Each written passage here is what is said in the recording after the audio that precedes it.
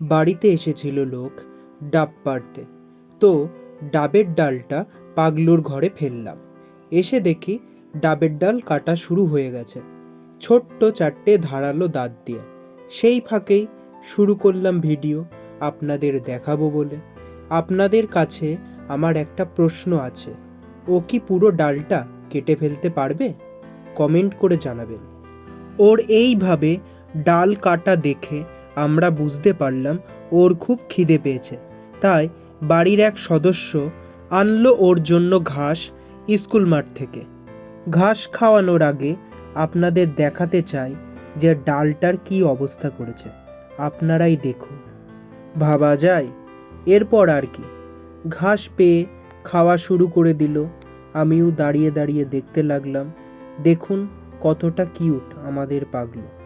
আর সেই সুযোগেই আমিও একটু মাথায় হাত বুলিয়ে দিলাম। ভিডিওটা কেমন লাগলো অবশ্যই কমেন্ট করে জানাবেন। ধন্যবাদ।